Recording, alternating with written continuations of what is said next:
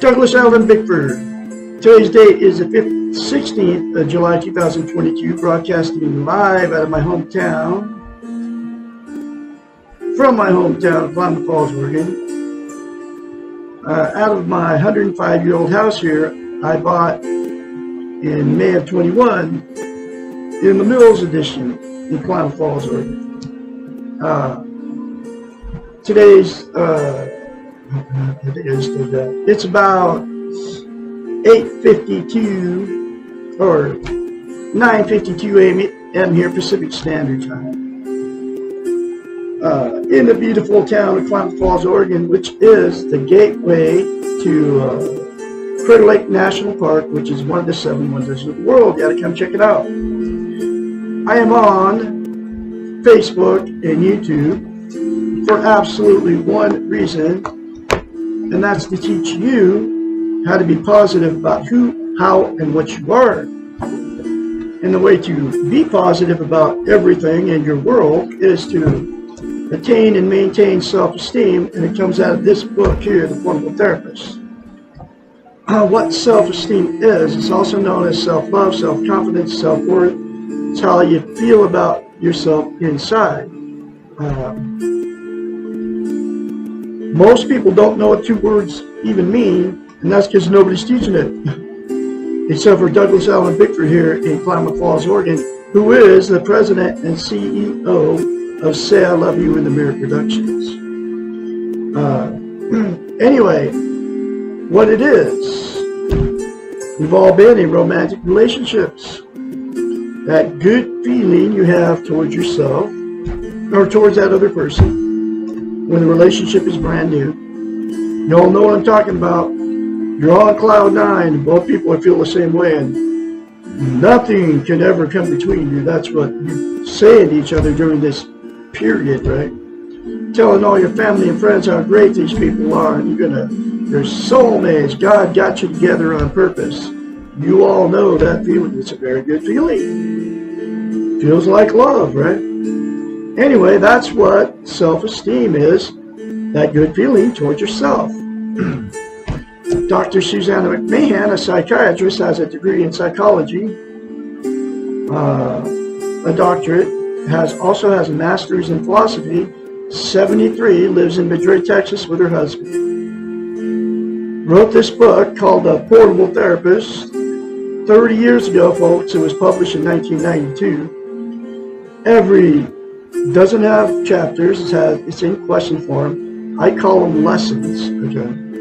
Every lesson in it talks about how we've been trained and taught not to have self-esteem. This was 30 years ago, folks. So they were using the television, the churches, the state governments to make sure that we didn't attain and maintain self-esteem. Back then, it was all through all those avenues, right? It's 1,000 times worse with the social media, even more in broadcasting live here, which is on Facebook. They don't want us to have self-esteem for many reasons. Just one of them is people that don't have self-esteem will work for the government and go in wars and kill people, okay? That's just one of the reasons they don't want us to have it. Anyway, being a psychiatrist, she's had thousands of clients. I don't know what she's doing now. There's not much you can find out about this lady, but I am her spokesperson. She's had thousands of clients that would hire her as a psychiatrist to fix their unhealthy minds. That's what psychiatrists do. They go to school to learn how the brain functions. It's called the science of the mind. So she had thousands of clients that didn't have self-esteem, and she knew it because nobody was teaching them how to get it. And in order to fix your mind, you have to have self-esteem, self-worth, self-confidence, self-love, okay? And she knows it as a psychiatrist. So she had to come up with a concept to be able to tell her clients to do so they can give themselves self-esteem. Absolutely nobody can give you self-esteem except for you. Okay, and here's that very simple concept. It's called mirror therapy. She's the originator of mirror therapy. You look at yourself in the mirror and say 4 things. I love you. I love my inner child. I'm worthy to be loved. I'm worthy to love. I'm full of goodness. Those 4 things to yourself in the mirror will instantaneously give you self-esteem. I mean, you seriously feel it. And but to maintain that self-esteem, you have to practice it. It's like lifting weights. If you start lifting weights and you stop, you have to start over from scratch. Self-esteem is the exact same thing for the brain. And she knows it as a psychiatrist. So, you'll have to say it every day for the rest of your life. I love Douglas, Ellen, Bickford. I love my inner child. I'm worthy to be loved. I'm worthy to love. I am full of goodness. Those 4 things to yourself in the mirror will take you less than 10 seconds in front of the mirror instead of criticizing yourself, folks. We all get older. We start criticizing ourselves when we get in front of the mirror, whether you think it or say it, because we're imperfect. We're unlike what the television tries to tell us, right? That's where that big training is coming from, that people are perfect. No, it's not a perfect world, man. It's far from perfect. And you're not perfect, and I'm not perfect. We all have imperfections. So, the other reason that mirror therapy is so powerful and why she came up with it is because we cannot lie in the mirror. It's a psychological event that happens in your brain. You cannot tell yourself a lie. You cannot tell yourself dead straight in your eyes a lie. That's why you can, I'm talking about in front of the mirror, that's why you can very easily criticize whether you say it or think it when you get in front of the mirror, because that's how you feel about yourself. You don't feel good about yourself, so you can't say good things to yourself in the mirror. And those 4 things are a very good thing to say, okay? Because you can't lie to yourself in the mirror. You want to turn me off because I tell you to do that, because you think I'm crazy for telling you that, okay? That's called a defense mechanism. You don't even know you're even using it, okay? To keep you protect yourself from yourself, really. So, the very first time you say it in front of the mirror, you'll have to force yourself to do it, okay? The more you say it, the more you'll feel it, and the more you believe it. Trust me, it works. It worked on me. I have self-confidence now, which is another word for self-esteem. And that's why I'm very confidently spreading this message, and I have been for well over a year. We're talking 18 months on YouTube, and 5 or 6 months on Facebook now. So anyway, here's the reason that it is so vital. It's the absolute most important thing you can have as a human being to attain and maintain self-esteem. We cannot be content without it. What content means is you feel good about how, where, and what you are. It's also known as internal peace. There are 11 things that people are using to try to be content. Drugs, Facebook, drugs, alcohol, sex, food, gambling, television, religion, another person, material possessions, or money. Those 11 things are known as externals. They're outside of yourself. They will make you feel good, content, temporarily, but will never last. Y'all know what I'm talking about. The drug high goes away, so does the warm, fuzzy feeling. So you have to do more of those to make yourself feel good. And you can include caffeine and nicotine, folks. People are using those 2 substances too. Caffeine's a drug, a stimulant. Nicotine's like an opiate. It calms you down. Okay? Whether you vape it or smoke it as far as the nicotine goes. But it's in your coffee, folks. So every time you drink coffee that's not decaffeinated, you're getting the stimulant, a drug. Okay? Anyway, the other 9 things are exactly the same thing. The buzz goes away. Okay, I mean the good feeling goes away. in all of them. Okay, it's never permanent. There's absolutely only one thing that will give you eternal peace and make you content permanently, which is to attain and maintain self-esteem. And the four things to yourself in the mirror are what will do it for you. Guarantee you that it will work. It worked on me. Okay. The other reason it's so vital as a human being to have self-esteem is, and maintain it, is you can't love without it, and you can't be loved. So what happens is you'll get yourself, we attract exactly what we are. No self-esteem will attract somebody with no self-esteem. So you'll get together with these people, whether you marry them or you don't. And after that good feeling goes away,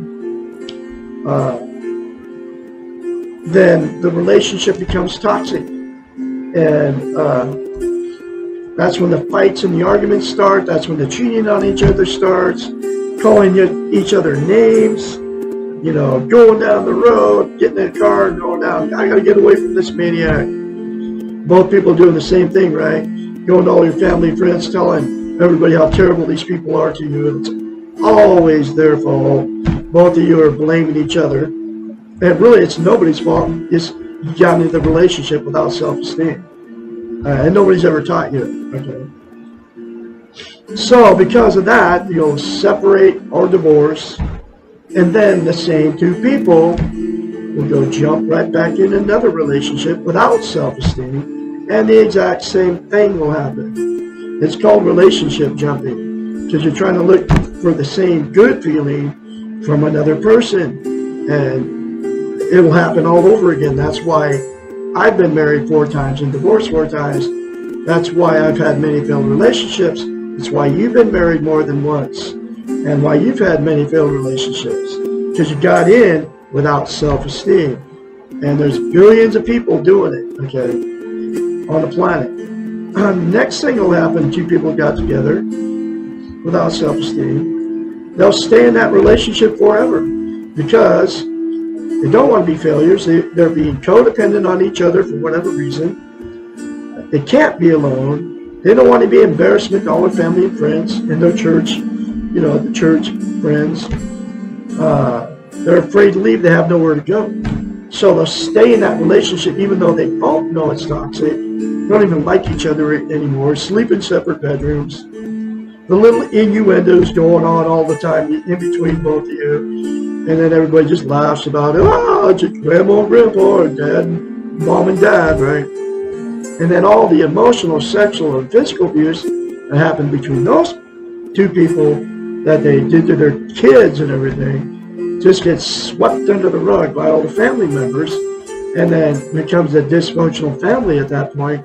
And then dysfunctional families, I mean, swept under the rug means it never gets talked about. Right? They just, everybody ignores it. You know, all that stuff, okay? But then it becomes a dysfunctional family. Then dysfunctional families produce more dysfunctional families. And then the cycle continues down the line, okay? Kids get into dysfunctional families and marry dysfunctional people and just keep going on and on. There's a lot of people doing that too. I know of several in my head right now.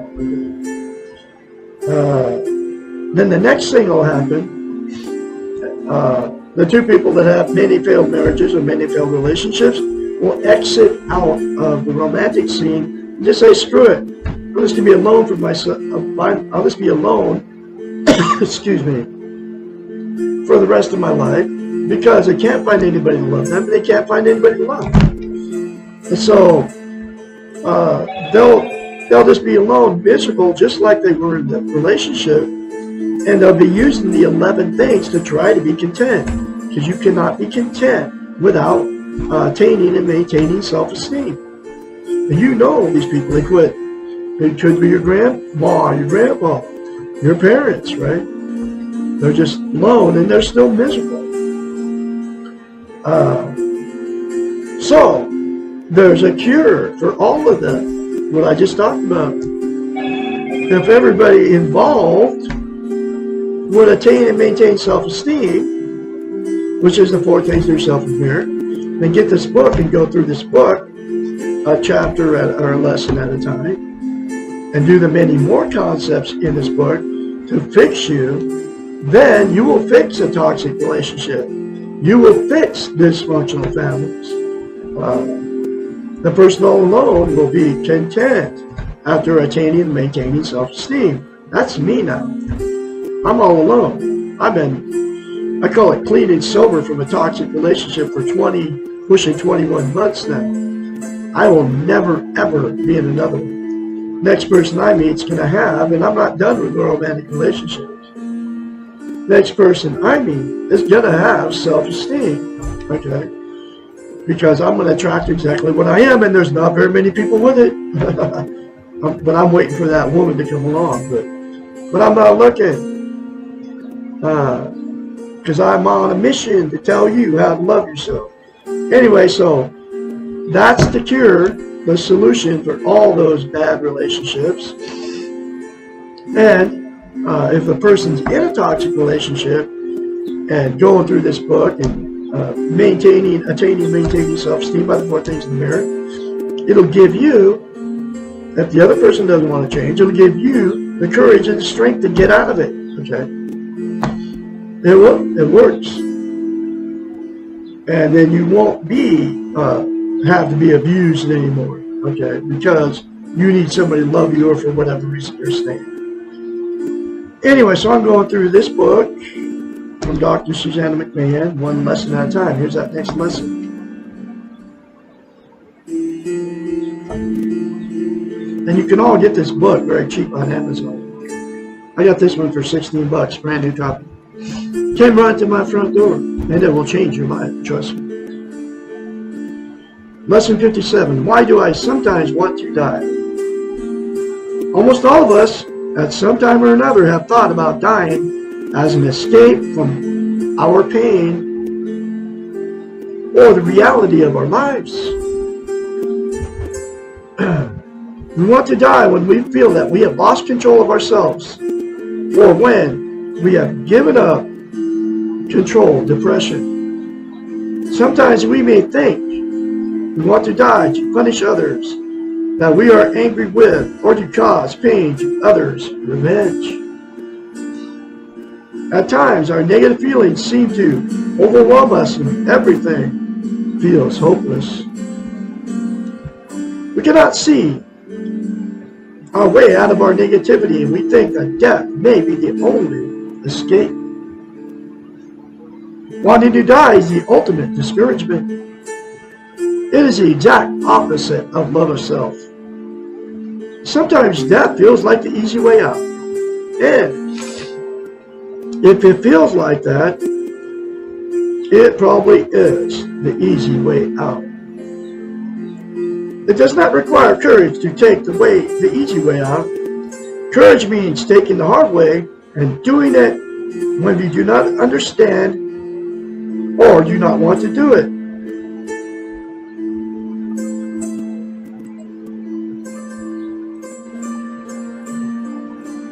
The hero's task is to accept that there is pain and to accept that he or she cannot change the pain and do the best he or she can do anyway. This is what I've been doing for 19 months now.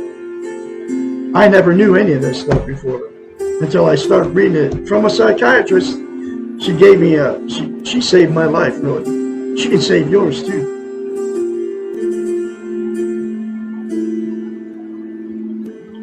Wanting to die often means wanting to control something that is not in our control. We do not know the purpose of our lives, and we do not know why we are here. We cannot know how our lives affect and interact with others, and we cannot perceive the big picture. Dying before our time. To die may be taking a shortcut, and shortcuts frequently cause us to become lost and often take longer than the accepted path. Suicide may be the most dangerous gamble of all. Because we do not know what the next step is. And we don't. There's nobody, I don't care what these religions say. There's nobody that's been there and came back. It's like they try to control us with religion. Oh, they've seen hell and all this stuff, right? I don't believe it for 1 second. Death is an ending, but is it the ending of pain? Just as we take ourselves with us wherever we go, and we take our unresolved problems with us whenever we move, so too may we be taking the negativity and the pain with us when we cause our own death. Man, I mean, it's seriously, folks. Because we're all going, okay? You can't get out of it. That's the way it is. You have to accept that reality. That's one of the reasons I'm doing this, is because I want my part in life to teach you how to love yourself, because you can't be content. You can't love or love without it, okay? Wanting to die and focusing our life energy on dying creates an illusion of powerfulness and control over things which are out of our power and control. We know that illusions prevent us from experiencing life. Longing for death as an escape from life is another way of focusing on the externals. Death is not a negative thing when we do not try to control it. Death is part of the natural process of life, and preparing for death as such means living our lives to the fullest right now. That's all we got. In some ways, all of life can be thought of as a rehearsal for death. If we live a good life with loving and encouraging and enhancing life, then death, when it comes, will not be a difficult decision. In fact, it will not be our decision at all. The paradox here is that the more we live our lives to the best of our capabilities, the more like the hero we each try to be, the less fearful death will be. Developing strength and courage in this life means that we will take that same courage and strength with us when we die. When we accept the pain of our lives in the present, we become prepared to accept whatever happens in the future. I mean, it's all out of our control, folks. We're all going to die. There's pain. You have to accept it. I have been accepting this, and I have been like crying in the middle of the night and accepting all this pain that I've received throughout my whole life, okay? And I have dreams about this stuff, and I have been releasing this pain and accepting that life is full of pain and fear. And I don't use the 11 things anymore to try to mask that pain.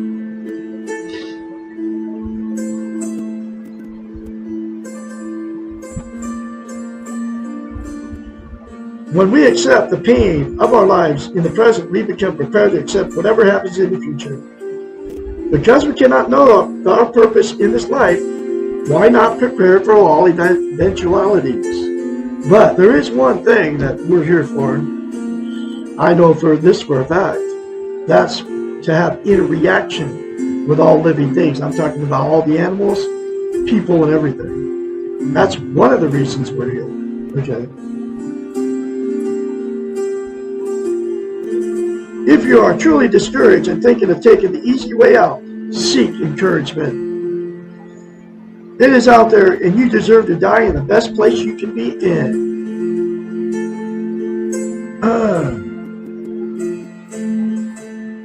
You deserve to die with dignity and grace without fear of the unknown. You can only do this if you let go of your illusion of control. True courage means uncertain and afraid and without comprehension of the whole, but living anyway. You are facing a heroic task. Your life, and you can be a hero to the only person that will go with you through this life, which is yourself. It's all true, man. We all die alone, folks. But you're going to still have fear. I still have fear of death, of the unknown. I mean, it's an emotion. It's a feeling. I can't control that feeling. But the more I practice self-esteem, I have 4 things to myself in the mirror and say good things, the less fear of that unknown I have, okay? So I'm facing my fear of death, and I'm facing the pain of life. And I'm just facing all of it, okay? And I have been able to do that because I have self-esteem now. I'm going to have another lesson for you tomorrow, which will be lesson 58. Why do I feel so weak when I ask for help? You all have a great Saturday out there.